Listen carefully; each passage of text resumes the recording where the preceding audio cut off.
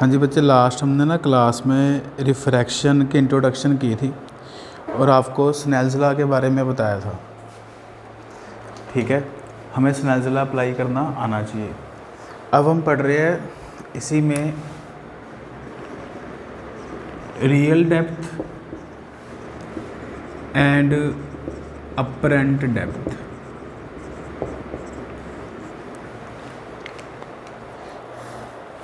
Real depth and apparent depth. देखो इसका मतलब क्या है। जैसे सपोज करिए ये एक एम्प्टी ग्लास है। इस एम्प्टी ग्लास का जो बेस है वो जब हम देख रहे हैं तो इसका बेस हमें मान लीजिए 10 सेंटीमीटर पे दिखाई दे रहा है। जब ऑब्जर्वर इसको देख रहा है तो इसका बेस हमें दिखाई दे रहा है 10 सेंटीमीटर पे। लेकिन अगर हम इस एम्प्टी ग्लास को वाटर से या किसी लिक्विड से फिल कर देते हैं, या आप घर पे भी एक्सपेरिमेंट आप कर सकते हो, तो जब आप इसको देखोगे ना एम्प्टी फुल ग्लास को, वाटर वाले ग्लास को, तो आपको लगेगा कि जिसका जो बेस है ना, इट अपीयर टू रेज। आपको यहाँ पे लगेगा, आपको लगेगा कि ग्लास की जो डेप्थ है वो कम हो गई है। एम्प्टी ग्लास की डेप्थ हमें ज़्यादा दिखती है, जब घर पे प्रैक्टिकल कर सकते हो। और ग्लास फुल ऑफ वाटर को अगर आप देखोगे तो उसकी डेप्थ आपको कम दिखाई देगी। तो जो डेप्थ आपको वाटर डालने के बाद दिखाई दे रही है that is called apparent depth, और विदाउट वाटर जो एक्चुअल डेप्थ है that is called real depth. तो रिफ्रैक्शन के कारण, अभी हम पढ़ेंगे, रिफ्रैक्शन के कारण जो अपरेंट डेप्थ है वो डिक्रीज़ हो जाती है। हमें लगता है ग्लास की जो डेप्थ है वो ये रहेगी, हमें ये लगता है, ऐसा लगता है हमें, बट एक्चुअल डेप्थ इसकी ज़्यादा है। तो हमें इन दोनों में रिलेशन बताना है कि रियल डेप्थ और अपरेंट डेप्थ में क्या रिलेशन है। तो एक आपको मैंने आइडिया दिया है, और ये हम सब घर पे एक्टिविटीज़ एक्सपेरिमेंट हम कर सकते हैं। तो एक डेरिवेशन आप पहले लिखेंगे, drive the relation between real depth and apparent depth. Drive the relation between real depth and apparent depth. Real depth और अपरेंट डेप्थ में हमें रिलेशन फाइंड करना है कि क्या रिलेशन होगा। तो दिस इज़ अ इंटरफेस, ये एक इंटरफेस है। This is a medium. रे diagram should be neat and clean.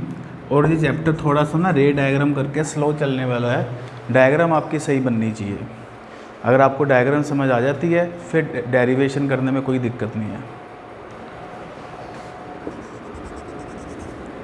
तो दिस इज़ अ मीडियम, और इस मीडियम में हमने जो ऑब्जेक्ट है वो ओ रखा हुआ है।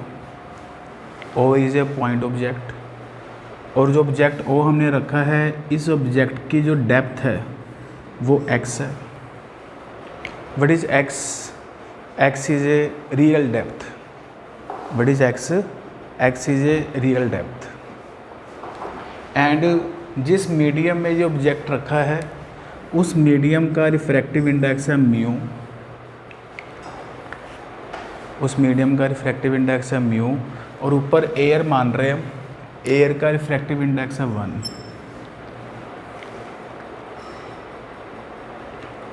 जो ऑब्जेक्ट ओ होता है इसमें से हम जितनी मर्जी रेज बाहर निकाल सकते हैं। हमेशा लाइट होती है ऑब्जेक्ट के पास, ऑब्जर्वर के पास लाइट नहीं होती। जिस साइड पे आप लिखोगे, लाइट हमेशा किसके पास होती है? ऑब्जेक्ट के पास होती है। आपने जो लाइट रेज निकालनी है वो आपने ऑब्जेक्ट में से निकालनी है। हमेशा लाइट रेज होती है ऑब्जेक्ट के पास।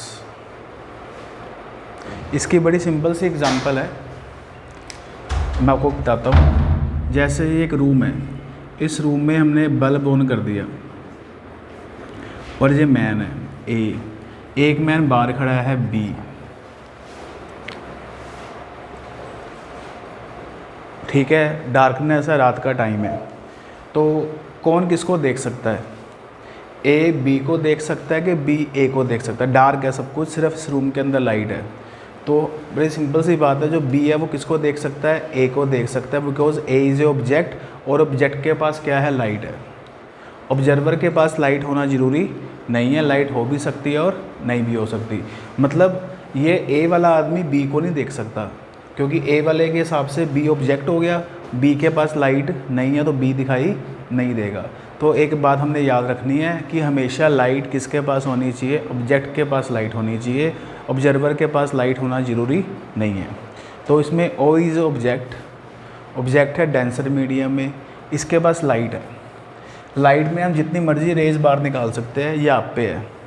हम इस ऑब्जेक्ट में से रेज बार निकाल रहे हैं, एक तो रेस में नॉर्मली जा रही है और जो रे नॉर्मली जा रही है वो सीधा आगे निकल जाएगी, कहीं भी बेंड नहीं करती। जितनी मर्जी रे हम निकाल सकते हैं, एक रे मैंने नॉर्मली निकाली है एंड दैट रे गो अनडेविएटेड स्ट्रेट। सेकंड जो रे है हम बी पॉइंट पे ले गए, बी पॉइंट पे ले जाके पॉइंट ऑफ इंसिडेंस पे हमने ना नॉर्मल ड्रा किया and this ray incident at angle I. जो ये रे है ये आई एंगल पे इंसिडेंट कर रही है। अब बच्चे रे जा रही है डेंसर मीडियम से रेरर मीडियम की तरफ। तो अगर रे डेंसर मीडियम से रेरर मीडियम की तरफ जाती है तो ध्यान से देखेंगे ये नॉर्मल है, this line is normal and मैं ना अलग कलर का पेन यूज़ कर रहा हूँ एक और। मेरा डायग्राम अगर समझ आ गई ना फिर ऑप्टिक्स में कोई प्रॉब्लम नहीं है। ये रे अगर मीडियम चेंज ना होता इस रे ने सीधा जाना था, कहीं बेंड नहीं करना था, स्ट्रेट जाना था, अपना पाथ चेंज नहीं करना था। बट मीडियम चेंज होने के कारण रे जा रही है डेंसर से रेरर। जब भी रे डेंसर से रेरर जाएगी it bend away from the normal. ये ओरिजिनल इसने यहाँ जाना था बट नॉर्मल से ये रे दूर बेंड हो गई बिकॉज ये डेंसर से रेरर जा रही है। तो ये अपने पास है रिफ्रैक्टेड रे, ये एंगल हो गया आर, एंगल ऑफ रिफ्रैक्शन। अब एक बात और समझेंगे, ध्यान से समझेंगे। ये रे 1 कहाँ से आ रही है, ऑब्जेक्ट से आ रही है। तो इस रे के अंदर ऑब्जेक्ट की सारी इंफॉर्मेशन है और जब ये रे किसी की आइज़ पे पड़ेगी तो आइज़ का रेटिना इस रे को इंटरप्रेट करेगा और उसमें वो इमेज बताएगा भी ये इमेज थी। रेटिना ने इस ऑप्टिकल सिग्नल को डीकोड करना है और वो ऑप्टिकल सिग्नल को जब डीकोड करेगा तो वो इसकी इमेज दिखाएगा। ऐसे ये भी रे कहाँ से आ रही है, ऑब्जेक्ट से आ रही है। ये सारी रे ऑब्जेक्ट्स के आ रही है। इस रे के अंदर इंफॉर्मेशन है इस ऑब्जेक्ट की।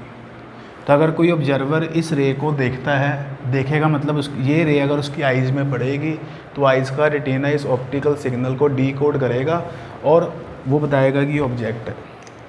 तो इस रे को हम बैकवर्ड डायरेक्शन में प्रोड्यूस करेंगे, एक्सटेंड करेंगे। जो रे ऐसे बेंड हो जाती है ना, हम उसको बैकवर्ड डायरेक्शन में स्ट्रेट बेंड करना है। स्ट्रेट मतलब प्रोड्यूस करना है। तो इसकी जो इमेज है वो आई पे दिखाई देगी। अगर यहाँ से कोई ऑब्जर्वर इसको देखता है ना तो इस ऑब्जर्वर को इसकी जो इमेज है वो आई पे दिखाई देगी। एक्चुअल जो डेप्थ है वो तो ओ पे है, that is called axial depth. देखने में कहाँ लग रही है वो, वाई पे लग रही है, आई पे लग रही है, आई फॉर इमेज। और जो डेप्थ है that is y, y stand for apparent depth, apparent depth कहेंगे वाई को। ठीक है, तो ये मैंने रे डायग्राम बनाई है। थोड़ा सा हम रे डायग्राम के बारे में इसकी थ्योरी लिखेंगे कि हमने क्या क्या इस डायग्राम में बनाया है। और इस डायग्राम के ना बच्चे आपने प्रैक्टिस करनी है। थोड़ा सा भी अगर गलत हो गया तो सारा गलत हो जाएगा। डेरिवेशन बिल्कुल आसान होती है इसकी। तो लिखेंगे consider that object O, consider that object O is place in a denser medium. Object O is place in a denser medium of refractive index mu, of refractive index mu at depth. हाँ जी, कितनी depth पे रखा object हमने, denser medium at depth x. जो object हमने रखा है it is place at depth x. O A is incident ray falls normally, O A is incident ray falls normally, सीधा फॉल कर रही है, O A. O B incident at angle I, O B incident at angle I and refract at angle R. जो O B रे है वो आई angle पे incident कर रही है और आर एंगल पे रिफ्रैक्ट कर रही है, ठीक है। नाउ अप्लाई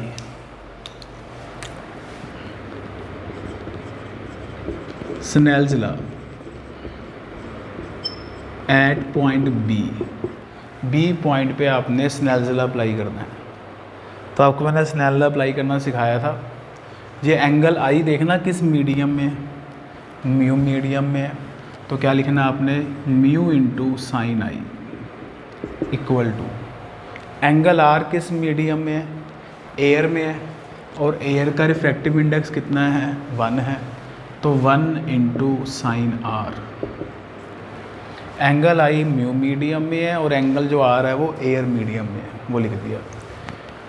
अब साइन आई, या चलो इसको ऐसे लिखा रहने दो एक बारी, कोई प्रॉब्लम नहीं है। अब डायग्राम पे वापस आ जाओ। अगर ये वाला एंगल आर है तो ये भी एंगल आर होगा, these are the corresponding angles. अगर ये एंगल आई है तो this angle is also i, these are the alternate angles. Pure geometry वाले कॉन्सेप्ट्स है सारे। अब बच्चे आपने ट्रायंगल की हेल्प से, कौन सी triangle, in triangle A I B की हेल्प से साइन आर की वैल्यू निकालिए। हाँ जी, ए आई बी ट्रायंगल को देखो, इससे आप साइन आर की वैल्यू निकालेंगे। तो what is sine r, sine r is perpendicular A B upon hypotenuse B I. साइन आर की वैल्यू हमने निकाली। इसी तरह in triangle A O B triangle जो आपके पास है, इस ए ओ बी ट्रायंगल को देखो, इससे आप साइन आई की वैल्यू निकालेंगे। ए ओ बी ट्रायंगल में what is sine i, sine i is what, perpendicular A B upon hypotenuse O B. ठीक है, कोई दिक्कत नहीं है। हमने साइन आर की वैल्यू फाइंड कर ली, हमने साइन आई की वैल्यू फाइंड कर ली। ये दोनों वैल्यूज़ को फर्स्ट इक्वेशन में पुट कर दो। तो अगर हम वैल्यूज़ को फर्स्ट इक्वेशन में पुट करेंगे तो mu into sine i, what is sine i A B by O B equal to 1 into sine r, what is sine r A B by B I. ये बन जाएगा। दोनों तरफ आपके पास ए बी से ए बी कैंसिल हो जाएगा, तो आपके पास देखेंगे क्या रह जाता है, आपके पास रह जाएगा ये mu upon O B equal to 1 by B I, ये रह जाएगा। फिर हम इसमें ये मान के चलते हैं कि जो पॉइंट बी है वो ज़्यादा दूर नहीं है, point B lies near point A. ये हम सपोजिशन कर रहे हैं, वो सपोज कर रहे हैं कि हम जो पॉइंट बी है वो ए के नज़दीक ही है, चाहे डायग्राम में आपको दूर दिख रहा है बट एक्चुअल में वो नज़दीक है। तो थोड़ा लिखेंगे, we suppose that point B, we suppose that point B lies near point A. जो पॉइंट बी है वो ए के नज़दीक लाई कर रहा है। तो जहाँ अगर बी पॉइंट ए के नज़दीक लाई कर रहा है तो इसको आप लिखेंगे म्यू अपॉन ओ ए और ये 1 बाई ए आई, मतलब बी को आपने ए से रिप्लेस कर देना है। जहाँ जहाँ आपने बी लिखा है उस जगह पे आपने ए लिखना है। अब ध्यान से देखेंगे, what is O A, O ए आपको बताया था रियल डेप्थ है, that is x. What is A I है apparent depth, that is y. ठीक है, वैल्यू पुट कर दी तो क्रॉस मल्टीप्लाई कर लो आप, तो इससे वाई की वैल्यू आपके पास कितनी आ जाएगी, एक्स बाई म्यू। अगर हम इसको क्रॉस मल्टीप्लाई करके सोल्व कर लेते हैं तो वाई की वैल्यू कितनी आ जाएगी, एक्स बाई म्यू आ जाएगी। What is y, apparent depth, what is x, real depth, और what is mu, refractive index. तो यहाँ पे थोड़ा लिख सकते हो आप कि जो अपर एंड डेप्थ है इक्वल टू रियल डेप्थ जो भी होगी डिवाइडेड बाय रिफ्रैक्टिव इंडेक्स। तो ये फॉर्मूला अपने काम आएगा न्यूमेरिकल्स करने में।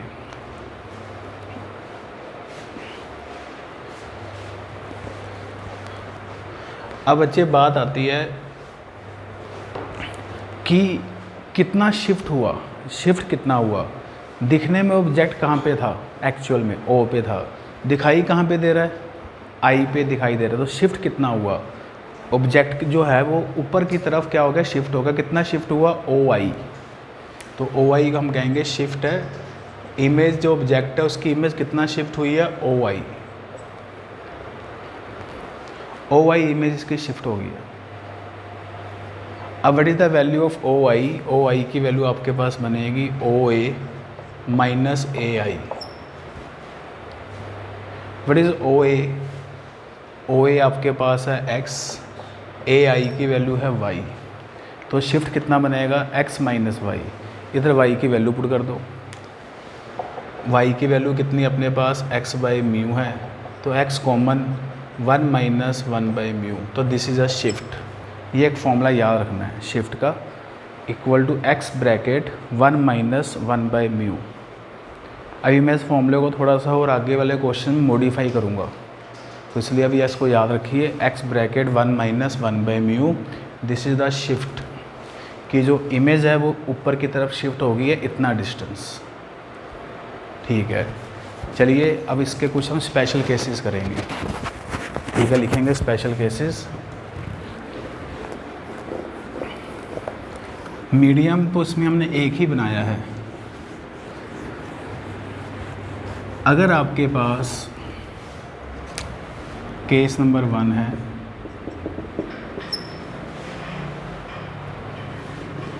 ये है ऑब्जेक्ट ओ, एक्स इसकी रियल डेप्थ है, रिफ्रैक्टिव इंडेक्स है म्यू 2, ये है वाई, सॉरी ऊपर वाला मीडियम है म्यू 1। ठीक है, और mu 2 is greater than mu 1। इसका मतलब जो ऑब्जेक्ट है वो किस मीडियम में रखा हुआ है, डेंसर मीडियम में रखा है। मतलब पिछला केस ही हो गया, बस अपन ने म्यू 1 ले लिया।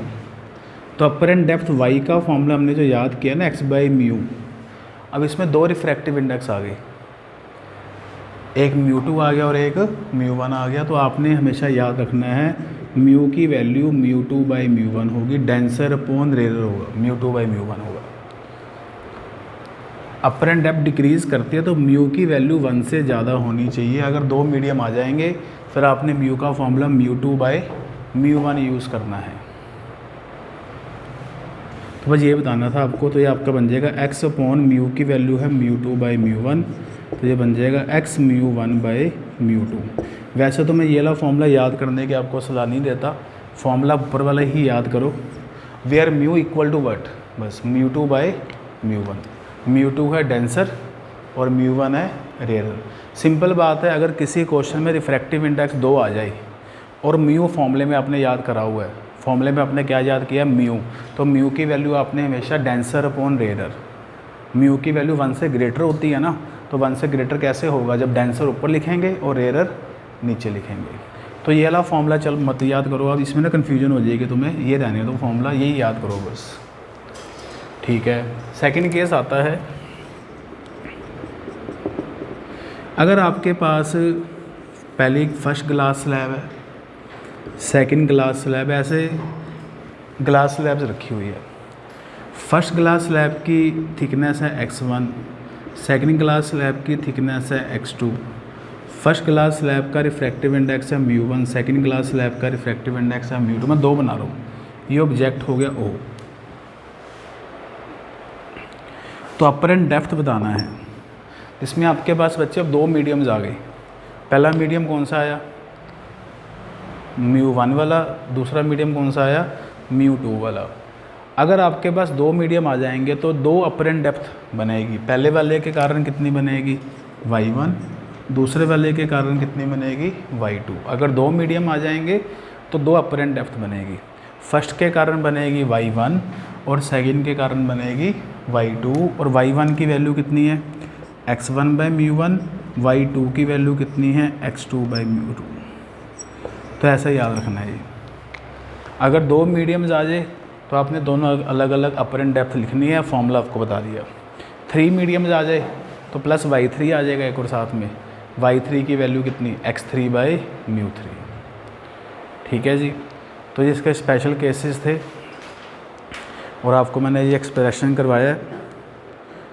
चलिए नेक्स्ट इसके हम कुछ न्यूमेरिकल ट्राई करते हैं, क्वेश्चन करते हैं हम, लिखेंगे। Object is placed on a table. एक टेबल पे हमने ऑब्जेक्ट रख दिया। Object is placed on a table and observer is eight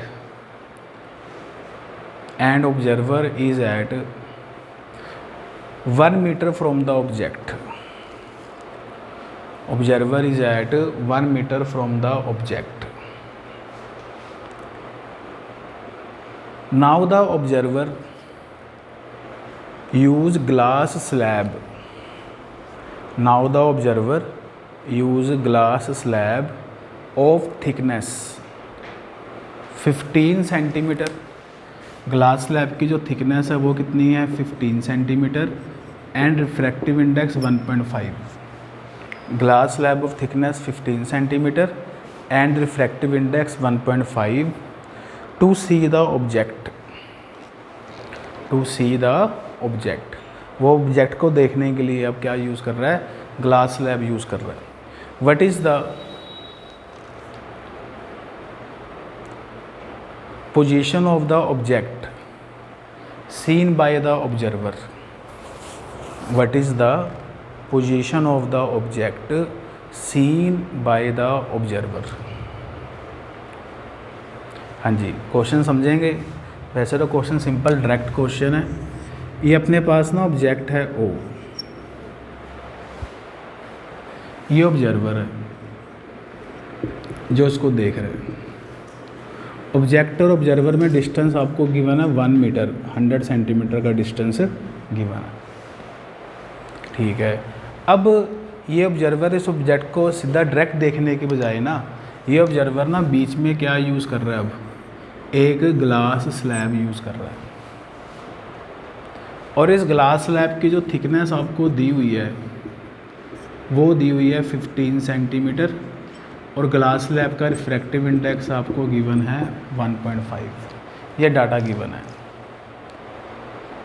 actual तो इसका ऑब्जेक्ट का डिस्टेंस है 100 सेंटीमीटर, बट ग्लास स्लैब से जब वो देखेगा तो ऑब्जेक्ट कहाँ पे दिखाई देगा, ये क्वेश्चन है। तो इसको आप 2 तरीक़ों से कर सकते हैं। आपको मैं दोनों मेथड बताता हूँ। 2 मेथड है इसके करने के। पहला तरीका देखो, जो आपको ईजी लगे वो आप कर सकते हो। मेथड 1 कर रहे हैं आप। बीच में अपन ने क्या डाली है, सिर्फ एक ग्लास स्लैब डाली है। ये मेथड जो बता रहा हूँ, ये सिंगल ग्लास स्लैब हो तब लगाना है। शिफ्ट निकाल लो, शिफ्ट। हाँ जी, मीडियम बोलो कौन सा है, यही मीडियम है बस। शिफ्ट इसी मीडियम ने करना है, बाकी तो कोई है ही नहीं, बाकी तो एयर है। इस मीडियम ने शिफ्ट करना है। हमने शिफ्ट का फॉर्मूला ये वाला याद किया था, x ब्रैकेट 1 माइनस 1/μ, ये हमने फॉर्मूला याद किया था। लेकिन अब ग्लास स्लैब वाला केस आ जाए तो आपने x की जगह लगाना है t for what, thickness of the medium. इस मीडियम की थिकनेस कितनी है 15 सेंटीमीटर, t लगाना है। तो ये एक फॉर्मूला है शिफ्ट का। हम शिफ्ट निकालेंगे, देखिए कितनी शिफ्ट कर जाती है इमेज। t थिकनेस है ग्लास स्लैब की, वो हमने लिख दिया। कितना बनता है, थिकनेस है 15, 1 माइनस म्यू की वैल्यू कितनी है अपने पास 1.5। तो 15 इंटू 1 माइनस ये बच्चे आपका बन जाएगा 10/15। 15 इंटू एलसीएम लिया इसका, तो सोल्व करके ना ये बच्चे 5 सेंटीमीटर आ गया। तो शिफ्ट कितना आया 5 सेंटीमीटर आया। ऑब्जेक्ट कितने डिस्टेंस पे था 100 पे था, शिफ्ट कितना कर गया 5 सेंटीमीटर कर गया। तो अगर 5 सेंटीमीटर शिफ्ट कर गया तो जो इमेज होगी वो यहाँ दिखेगी। इतना शिफ्ट कर गया 5 सेंटीमीटर, तो इमेज अब इसको कितने डिस्टेंस पे दिखाई देगी। हाँ जी, इमेज कितने डिस्टेंस पे दिखाई देगी 95 पे। 5 सेंटीमीटर शिफ्ट कर गई ना, शिफ्ट ऊपर की तरफ ही करेगी, अपर एंड डेप्थ हमेशा कम होती है, तो ऊपर की तरफ शिफ्ट करेगी 5 सेंटीमीटर, तो अब दिखेगी कितने डिस्टेंस पे, 95 पे। तो अपर एंड डेप्थ जो आई है अब वो कितनी आई है आपके पास, 95 आ गई है। एक तो ये तरीका है अपने पास। शिफ्ट निकाल लो, देख लो इमेज कितनी शिफ्ट की है, ठीक है। शिफ्ट निकालने के बाद देख लो अपर एंड डेप्थ कितनी बचती है। एक तरीका ये वाला है, मेथड 2 बता रहा हूँ। मेथड जो 2 मैं आपको बता रहा हूँ ये हर जगह फिट है। पहला वाला मेथड जो है ये सिर्फ लगेगा जब सिंगल ग्लास स्लैब हो। अगले वाला मेथड जितनी मर्जी ग्लास स्लैब हो सब में लगेगा, क्योंकि आपको मैंने एक फॉर्मूला बताया था y = y1 + y2 what is y1 x1/μ1 what is y2 x2/μ2। ये एक फॉर्मूला आपको बताया था। हाँ जी,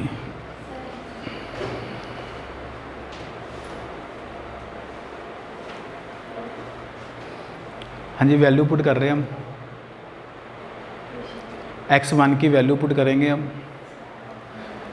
हाँ जी, कितनी ग्लास स्लैब की थिकनेस है, x1 कितना है, हाँ जी 15, इसका रिफ्रैक्टिव इंडेक्स कितना है 1.5, इसकी थिकनेस है 15 और रिफ्रैक्टिव इंडेक्स कितना है 1.5, ठीक है।